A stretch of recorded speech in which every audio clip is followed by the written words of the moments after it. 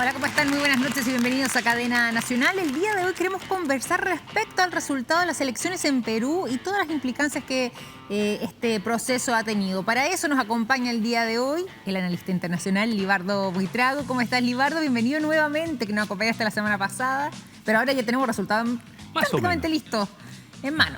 Victoria, gracias por la invitación a Cadena Nacional. Faltan como unos detalles. Y esos detalles deberían durar hasta el día viernes, a más tardar, más o menos ocurriendo lo mismo que pasó el año 2016, cuando se demoraron 5 días en procesar las actas, contabilizarlas, impugnarlas y luego de esa impugnación revisar y salir con el número final y el ganador. Y eso es el proceso que viene. Es normal que sean plazos tan holgados porque nosotros acá en Chile al menos estamos acostumbrados a que votamos y ya prácticamente ese mismo día, en la noche, tenemos el resultado, sea de la elección que sea, incluyendo la de presidentes. En el caso del Perú, esto que tome varios días. Es que Perú tiene su geografía y su sistema electoral es bastante complejo en ir a recaudar el voto. Por ejemplo, puede un señor de la selva profunda, del rural profundo de Perú, que le contabilicen el voto? Uno dice, por supuesto que sí. Y esos son los votos que están llegando, como también una masiva participación que ha ocurrido en el exterior. Y entonces, hasta que no lleguen esas actas hacia el sistema de cómputo, no se puede decir exactamente qué es lo que ha ocurrido. Ahora, contrastándolo, el sistema electoral de Chile es muy bueno. Es muy bueno. Por una razón, Victoria, es que a las 7 de la noche sabemos quién ganó y no hay duda de que eso va a ser así. No hay alguien que se le ocurra decir, mire, en la mesa, en tal barrio, en tal pueblo, en tal ciudad, me robaron los votos o hay fraude. No, eso no pasa en la cultura chilena y no debería pasar. No debería pasar. Y cuando han existido situaciones así, son situaciones menores y generalmente también las conocemos en el mismo momento. No es algo que se alargue. Antes de que vayamos con el análisis y vayamos viendo también qué es lo que pasó tanto con Pedro Castillo como con Keiko Fujimori, quiero darte el crédito por algo que tú dijiste la semana pasada. Tú te aventuraste acá a pronosticar un resultado y ese era que ganaba la elección presidencial Pedro Castillo. Tenemos ese momento cuando Libardo Buitrago se aventura entonces a hacer su pronóstico. Aquí está. Como última pregunta, y si tú tuvieras que jugártela con un pronóstico. ¿Castillo gana la elección el domingo? Definitivamente, de una. Castillo, entonces. Qué buena frase. Te aventuraste. Sí. Sí. Tú sabes que, Victoria, estaba viendo, todavía no he perdido ningún pronóstico en donde salgo a decir quién gana. Ah, mira. De un canal me invitaron una vez, cuando la primera elección de Trump, me dijeron, oiga, queremos un perfil de Hillary Clinton. Y me mandaron un camarógrafo a la casa y llegó el camarógrafo allá. Entonces llamé al productor y le digo, oye, pero si el perfil que hay que hacer es el de Donald Trump, ¿para qué vamos a hacer el de la perdedora? Claro. Y dijo, ¿y se arriesga? Por supuesto, me arriesgo. Va a ganar Donald Trump. Y ganó Donald Trump. Así que yo te diría que es la situación donde tuve que esperar un poquito de tiempo. Y ahora no tanto. Fíjate que en la madrugada del domingo para el lunes, estaba Keiko arriba por 165,000 votos. Sí, pues. Dije, esperaba un rato. Y a las 2 horas comenzó a bajar. 140, 130, 120. Y de pronto, de golpe, a las 12 del día lunes, se dio vuelta. Sí, se puso arriba Pedro Castillo con 4,000 votos. Bueno, y de hecho, también están los últimos boletines, porque está informando permanentemente la ONPE en Perú cómo están los resultados. Tú decías que ya quizás el viernes ya está definitivamente zanjado, pero ya están en el 99 punto algo ya por ciento de los votos. De hecho, tenemos aquí parte de esa imagen, esta información que van subiendo de manera constante a través de sus cuentas, tanto de Twitter como su página web. La ONPE, de las actas procesadas ya van el 99.820% de los votos procesados. Y por lo mismo, ya se sitúa entonces por sobre el Partido Fuerza Popular, lo hace el candidato del Partido Político Nacional de Perú Libre, Pedro Castillo, con un 50.193% de los votos, y Keiko Fujimori se mantiene con el 49.807% de los votos. Obviamente igual volvemos a volver a destacar el hecho de que esto se está actualizando de manera constante. Cada ciertas horas vuelven a hacer los anuncios de las mesas procesadas, pero ya más o menos tenemos. Ya hay una tendencia clara. ¿Por qué todavía no sale ninguno a decir categóricamente yo gané, ni a pedir que el otro lo reconozca? Por una razón. El año 2016 estaba el mismo escenario. ¿Sí? Esto que yo veo, que de pronto dicen en algunos medios y tal, oiga, esta es la elección histórica más peleada en el Perú. No es cierto, no es cierto. La anterior, la de Pedro Pablo Kuczynski, sí, y la de Keiko fue más cerrada que esta hasta el momento. ¿Por qué era más cerrada? Porque la diferencia real fue de tan solo 42.000 votos. Aquí la diferencia, estamos observando, más o menos hasta el momento es de 68.000 votos, la diferencia a favor de Pedro Castillo sobre Keiko Fujimori. Entonces, dicen la votación más cerrada de la historia. No es cierto. Ya en el año 2016, ¿qué fue lo que ocurrió allí?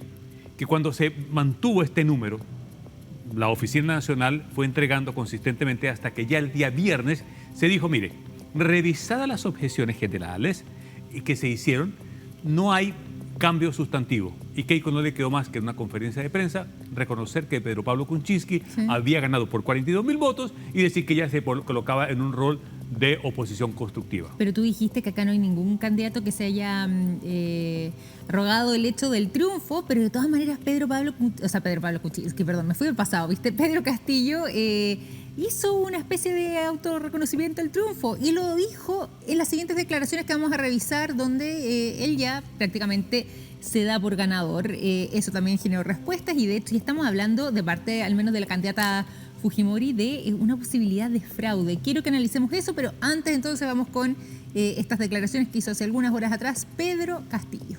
Nosotros ya tenemos el conteo oficial del partido, donde el pueblo se ha impuesto a esta gesta a la cual saludamos, y por eso pido también no caer en la provocación. Hay ciertas zancadillas como la subida del dólar, que para mañana va a subir unos puntos más, el costo del pan, el costo del pollo, el costo de la vida de la canasta familiar. Mentira. Lo que pasa es que hay cierta incertidumbre que el pueblo ya no las cree. Ahí estamos revisando entonces este momento. ¿Pedro Castillo reconoce así su triunfo, crees tú? ¿O estas son más que nada palabras rimbombantes con la euforia del momento? Apuntala. ¿Qué es lo que está haciendo? Yo, si hubiera sido asesor de él, no le recomiendo esto. Pero él ve que la cosa está apretada, va a ser apretada, por supuesto, y lo que mete es presión, en el sentido en que no se le vayan a perder votos. Uno diría, bueno, entonces es posible que en la OMPE se puedan perder votos o que en el proceso de revisión de los votos alguien diga, mire, este que votó por Castillo, no, este no, se objete. Sin embargo, hubo una cosa muy inteligente que hizo el presidente de la Junta Nacional Electoral. Dijo, ¿sabe qué más? Las sesiones desde hoy van a ser públicas. Todo donde se revisen las objeciones se van a hacer públicos, con lo cual pone un punto importante porque las personas van a estar viendo allí el momento de la revisión de las actas de lo que vaya ocurriendo. Se transparenta digo, el proceso. Así. Y además, junto con ello, con lo que dijo el presidente de la OEA, de la Comisión de Observadores de la OEA, en el sentido de que no han visto nada irregular. Y ahí los dos candidatos, tanto Keiko, que se apresura a decir la probabilidad de un fraude, lo dice hace 24 horas atrás, versus lo que dice Castillo ahora, que se sube en el caballo de la victoria y decirle, ¿sabe qué más? Esperemos. Lo prudente era esperar. Y esto era esperar hasta el día viernes. Claro. Uno dice, bueno, la angustia que pueden tener estas personas es impresionante. Estamos hablando de una presidencia de una nación. Claro, pues totalmente. Bueno, tú dices que Pedro Castillo se sube a este caballo de la victoria, pero no es el único que lo hace. También lo hace Evo Morales. Y de hecho tuiteó lo siguiente, lo revisamos aquí. Dice, usa el hashtag Pedro Castillo, hermano del alma y compañero de lucha. Eres orgullo de los movimientos sociales y profesionales patriotas. Muchas felicidades por esta victoria, que es la victoria del pueblo peruano, pero también del pueblo latinoamericano que quiere vivir con justicia social. Hay un reconocimiento ahí de parte ya de los jefes de otros estados, como en el caso de Evo Morales. Es que aquí, Victoria, lo que pasa rápidamente es las afinidades ideológicas, ¿no? Un expresidente de Bolivia, en el caso de Evo, que sale, y ahí estábamos viéndolo precisamente, que le da una vitrina también para mostrarse. Evo ya es una figura relevante dentro de la política boliviana, pero tanto está el presidente Arce, copa todo el escenario nacional en Bolivia, y él aprovecha esta ventana, le manda un tuit de felicitación, que corresponde, por cierto, y más si lo conoce, para felicitarlo por el triunfo. Pero yo creo que la algarabía se va a provocar en los sectores afines a quien ven allí en Pedro Castillo alguna identidad de orden programático, ideológico. Van a comenzar durante el fin de semana, porque también han estado cautos los presidentes, sobre todo aquí Alberto Fernández, que uno podría decir puede tener alguna afinidad, Andrés Manuel López Obrador, que está con alguna dificultad contando los votos en México, sí, que tuvo un resultado que no era el que él esperaba. Por ejemplo, van a irse con bastante cuidado hasta la espera final del resultado, porque dicen, todo puede ocurrir. O sea, en la progresión matemática no debería tener ningún problema Castillo para alzarse con el triunfo en Perú, en la progresión. Sin embargo, vienen y están potentes equipos de abogados en el Perú que están revisando acta por acta a ver si pueden rebanar, la palabra, rebanar votos. Yo creo que no. Yo creo que la Oficina Nacional de Procesos Electorales ha hecho un rol importante. Creo que la Junta Nacional Electoral ha hecho un rol importante. Creo que el Perú no se va a permitir un fraude. Es decir, no puede tener una crisis económica, una crisis social, crisis política, una crisis de corrupción y agregarle una inestabilidad, por lo que sería que el proceso no fuera transparente. Yo creo que es transparente y creo que la entrega cada 30 minutos del avance sobre el escrutinio también ayuda y contribuye a eso. ¿Es largo? Sí. ¿Podría ser más corto? También. Pero eso es la regla de juego que tiene el Perú y uno quisiera rápidamente, saber qué ha ocurrido. Ahora, si yo reviso el comportamiento bursátil y reviso el dólar en Perú, me estoy dando cuenta que la lectura que están haciendo los agentes bursátiles, eso es importante ver, que manejan muy buena información, es que Castillo ganó. ¿Y eso lo notas en que está subiendo, está bajando? Para explicarlo, está bajando. ¿Sabes qué? Y no deja llamar la atención además que eso ocurra, pese a que entregó un mensaje en lo que fue la presentación de su plan bicentenario, intentando tender puentes hacia el mundo empresarial, pero también incluso ha generado algo de polémica algunas declaraciones que ha hecho cuando le han preguntado respecto a este tipo de temas. Hay un extracto que quiero revisar junto a ti en una entrevista que se viralizó mucho sobre Pedro Castillo. Quiero conocer más también de su perfil, pero vamos con esta entrevista que se viralizó por el tipo de respuestas que entrega hacia preguntas de materia económica. ¿Qué monopolios hay ahorita en este país? ¿Económicos? Sí, en general, monopolios de industrias generales. En el monopolio de las empresas de transporte, por ejemplo. La línea aérea. Las líneas aéreas tienen un monopolio. ¿Qué línea aérea tiene un monopolio? ¿LATAM? ¿LATAM? ¿LATAM tiene un monopolio? Por supuesto. Ya, ¿quién más? En materia de los mercados, que hoy, por ejemplo, Saga Falabella, Metro, que hoy en día más, aparte de ello, el gobierno ha recibido en el marco de la reactivación económica. Pero Saga Falabella, ¿por qué tiene un monopolio? ¿Usted quién lo fuerza a comprar en Saga Falabella? Es un monopolio porque aglutina su economía para sacar un beneficio un beneficio empresarial sin importarle al Estado, sin importarle al pueblo. No, está bien, pero eso no es un monopolio. Bueno, parte entonces de esta entrevista donde le preguntan qué es un monopolio a Pedro Castillo y él no sabe muy bien cómo explicarlo, más allá de que haya presentado entonces durante las últimas horas este plan bicentenario. ¿Quién va a estar manejando los hilos no solamente en materia económica, sino que en materia política? Algo así como una especie del segundo piso de la moneda que le decimos acá en Chile, en el caso peruano, en caso de que ya se confirme lo que nosotros creemos es su triunfo en estas elecciones presidenciales. Si nos escuchan los peruanos van a decir, no me manden el segundo piso de la moneda. Por favor, no me lo manden, este segundo piso. Bien, yendo concretamente allá, yo creo que uno mira en detalle esta intervención del futuro presidente del Perú y dice, muy vago, no preciso, no sabe, no conoce.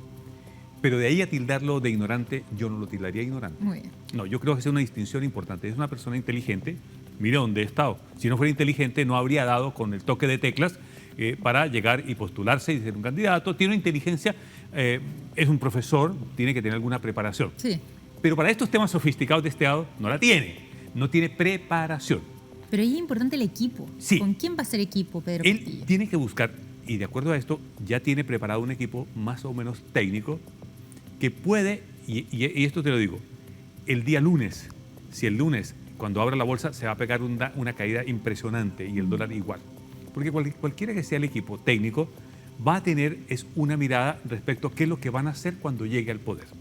Y esto choca con lo primero, y es, si ese equipo técnico manda un mensaje muy fuerte respecto a las medidas, las primeras medidas que él va a hacer, por supuesto que la lectura del mercado va a estar muy atenta al contenido de esas medidas. Él ha dicho, mire, déjeme que aquí lo primero que voy a hacer es una redacción de una nueva constitución, una asamblea constituyente para cambiar la constitución que rige el Perú.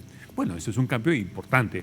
Le preguntaron aquí el monopolio y no tenía idea de qué es un monopolio, ni quiénes son los actores del monopolio, ni nada de esas cosas. Él ha debido responder de una manera distinta a esto.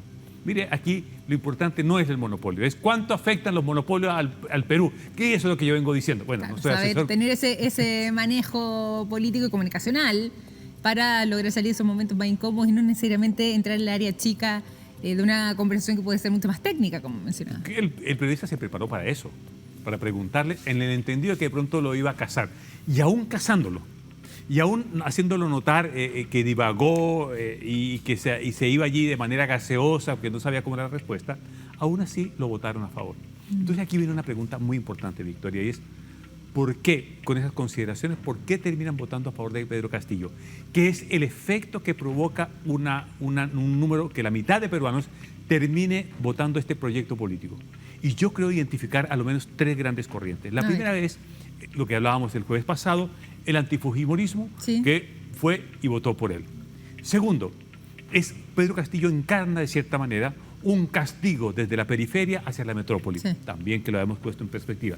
Y una tercera dimensión es que todos los partidos políticos en Perú han tenido la opción de gobernar Perú. Lo tuvo el APRA, lo tuvo Ollanta Humala, lo tuvo Pedro Pablo Kuczynski, lo tuvo el fujimorismo, y ninguno de ellos resolvió los temas gravitantes del Perú. ¿Cuáles son hoy en temas económicos? Por ejemplo, la pobreza aumentó de un 20 a un 30% en los últimos 5 años.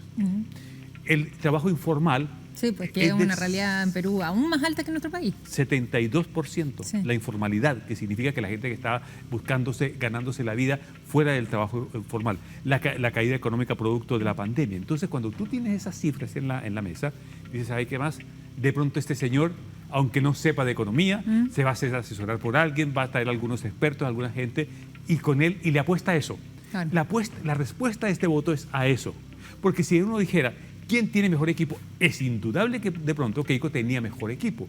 Un mejor equipo ya aprobado, iba a sacar seguramente algunas personas que colaboraron en el gobierno de su papá, algunas figuras que colaboraron en otros gobiernos y los iba a llamar para empujar eso.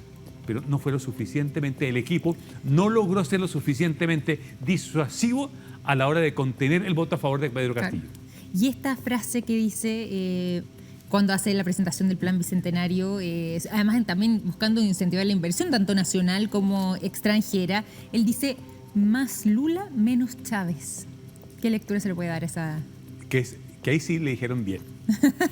Porque no es lo mismo el proyecto político de Lula con la propuesta política de Chávez. Sí. Cuando él dijo esa frase, yo dije, aquí hay un asesor brasileño. No me cabe duda que Lula le mandó un asesor. Cuando Ollanta Humala tenía la misma disposición en el sentido en que lo miraban como una persona muy radical y tal, Lula le mandó a su asesor y el primer cambio que notamos de un día para otro fue que la camisa roja que usaba Ollanta Humala al otro día apareció con una camisa celeste. Claro. Cambio sustantivo, o sea, le atenuó la imagen. Y de pronto comenzó a hablar otro Ollanta Humala que, si se quieren, se edulcoró respecto a esa idea brava, fuerte que tenía. Y Castillo va a apuntar en la misma dirección. El mensaje que él dice, más Lula y menos Chávez, la propuesta política es, me estoy identificando con algo que el mercado conoce, que es el Partido de los Trabajadores, con algo que le dio confianza a la economía, el Partido de los Trabajadores, con algo que responde a un concierto internacional y no tan revolucionario como la situación de Chávez. Entonces, más Lula, menos Chávez. Ahora, eso tendrá que convertirlo en realidad y es la identificación de una fortaleza y de una alianza que pueda trazar con ese sector político. Bueno, tú dijiste también, la última vez que estuviste acá en el programa la semana pasada, que el caso de Keiko era delicado en que si ella no ganaba la presidencia, como al parecer así fue, bueno, podría ir a la cárcel. Cuéntanos un poco, explícanos en qué está no solamente el tema ahí con la derrota, sino que ante todo el proceso judicial en contra de Keiko Fujimori. ¿Qué podría pasar con eso? Keiko está procesada en la justicia del Perú y está en una situación bastante sui generis, y es alguien que está siendo investigado por la justicia, que enfrenta cargos de hasta por 30 años de prisión, 30, acusada de corrupción. Y es que la internacional Odebrecht le dio financiamiento político a expresidentes, sí, que ya sabíamos, y lo mismo ocurrió con Keiko Fujimori, con ella y con su partido. Entonces la justicia dijo, venga para acá, dé cuenta, y ocurre que le hicieron una trazabilidad a los dineros de ella y se dieron cuenta que habían actos que no coincidían con el normal ejercicio profesional, que uno se gana la vida y uno va ante impuestos internos y dice, ¿usted cómo se gana la vida? Mire, yo hago esto y esto y esto. Y usted, señores, ¿por qué le aparece este volumen de plata aquí? Ah, es que fíjese que... Se habla de que esos volúmenes de dinero habría sido una especie de pago de cerca de $1 millón. De hecho, el fiscal a cargo, José Domingo Pérez, hizo también una declaración al respecto. Lo revisamos y comentamos junto a Libardo. Ha solicitado 30 años y 6 meses por los delitos de crimen organizado, lavado de activos, obstrucción a la administración de justicia, fraude en procedimiento administrativo y falsedad genérica. Ahí están entonces las palabras del fiscal que hace estas declaraciones en marzo del año 2021 y estaba pidiendo 30 años de cárcel para Keiko Fujimori. ¿Tú dices que eso podría convertirse ahora en una realidad? Yo creo que Keiko Fujimori tenía un escenario antes de que se conozca el resultado electoral. Es la única que la salvaba de la situación de ir a la cárcel era la presidencia. ¿Por qué? Era muy difícil acelerar el proceso electoral ya investida de presidenta. Pero como eso no va a ocurrir, yo lo que veo es que en un plazo no mayor de 2 o 3 meses, Keiko, recordemos que estuvo detenida. Sí, pues eso mismo te iba a comentar. Esta no sería la primera vez que está en un escenario parecido. De hecho, la hemos visto incluso con la ropa característica. Y aquí es su muerte política. Entonces aquí uno se pregunta el clan de los Fujimori.